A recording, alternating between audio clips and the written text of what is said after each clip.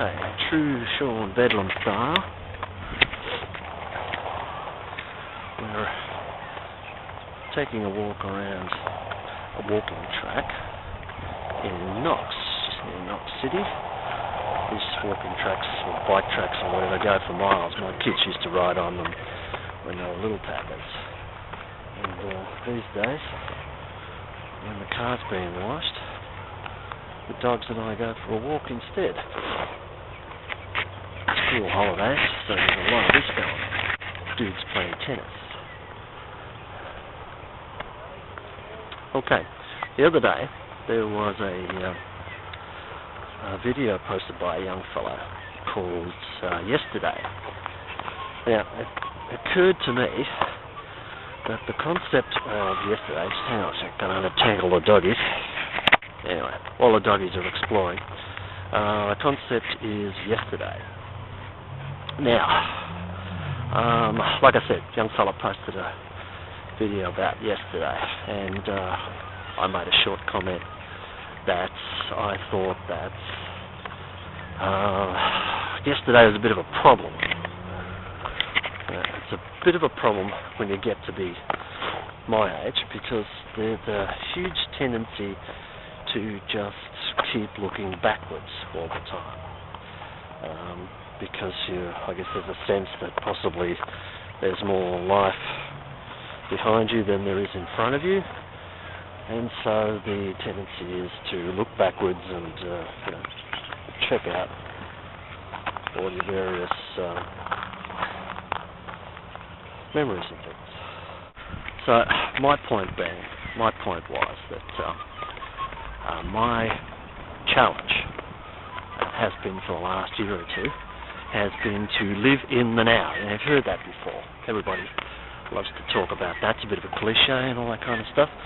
But I would prefer, if I had a choice, I'd rather look forward than backward. But frankly, my goal is to do exactly what I'm doing today, exactly what I'm doing right now, which is living in the now.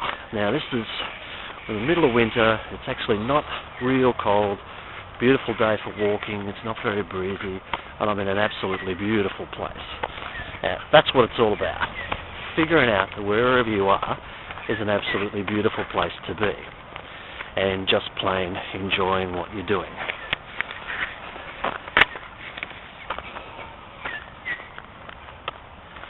I gotta tell you, I don't know how people do this. My arm gets tired. I'm trying to walk along, I'm trying to point the camera at myself, trying not to trip over the doggies, and I'm trying to hold the camera up, and my arm hurts. Ow!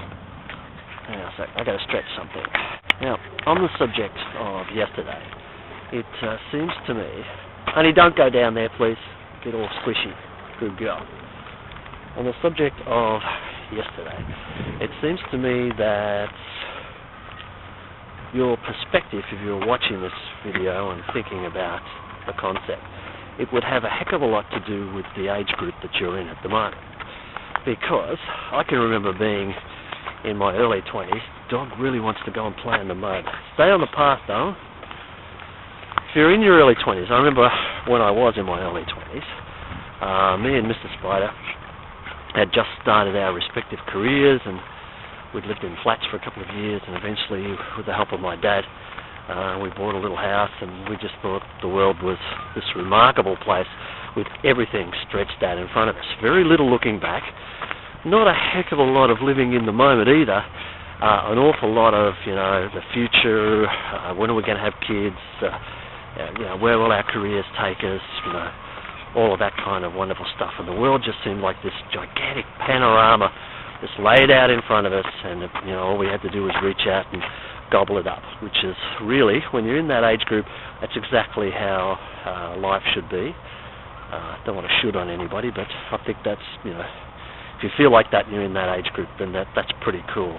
Mind you, if you're holding a gun standing in Iraq just at the moment, life might be just a little bit different. Just finished watching Band of Brothers yet again, and watching what a bunch of Americans went through. Of course, we all know America won the war.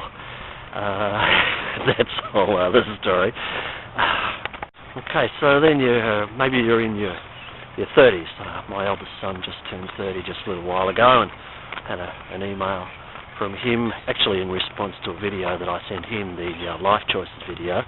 And I think when you hit the big 30 or thereabouts, there are certain questions that you definitely start to ask yourself about all sorts of things. You know, these days the young ones are having children a lot later, so there's that whole, oh, careful. Oh, doggy just stepped on a grate, nearly got his foot stuck. That's the grate, just big enough to shove your feet through. Yeah, so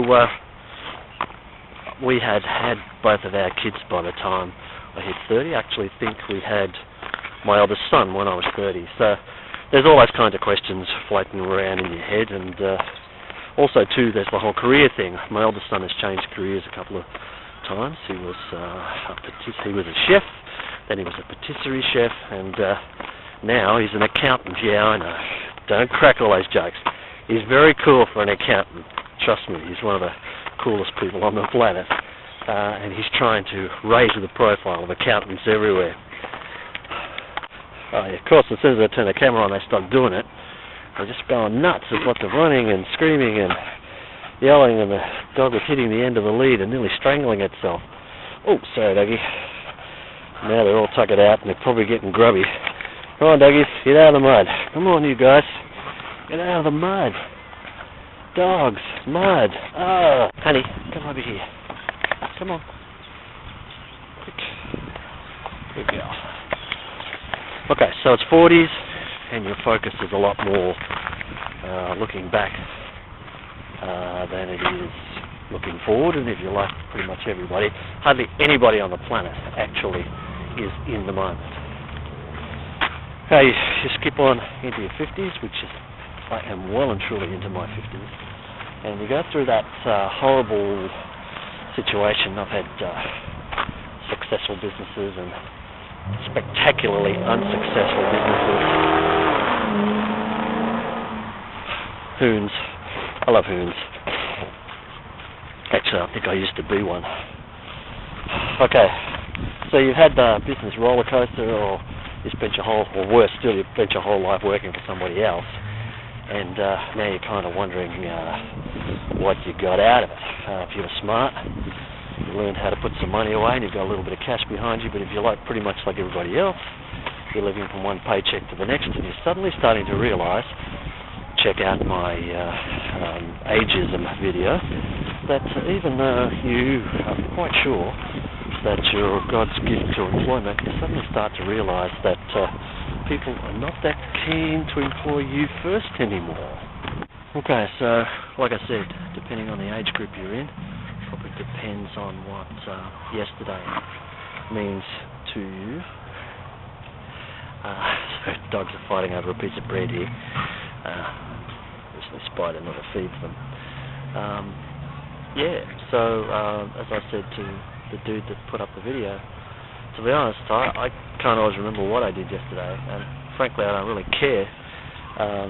What's done is done. Some things you got to remember. Keeping notes and things of things that are important is probably a good idea. For things that are important to whatever, if you're halfway through a project or whatever. But yeah, yesterday is yesterday. I'm just my 40th my high school year 12 40th reunion is coming up. They had one about 15 years ago, and I just didn't bother to go. Feeling pretty crappy at that time. But I'm going to go to this one, so I'll probably put up a video about that particular experience. Already found out a couple of guys are dead, which is not that unusual. I mean, it's 40 years. We're all getting, we're all around the 57, 58 mark, so probably not unusual that a few people haven't made it. But doggies are getting frisky, so I'll get moving again. Come on, doggies. So yeah, so I've got that whole yesterday experience coming up in a couple of months towards the end of the year. But yeah, frankly, I'm just not that into yesterdays, although I'm a photographer, so I guess I store yesterdays on a regular basis, but that's a whole other story, isn't it?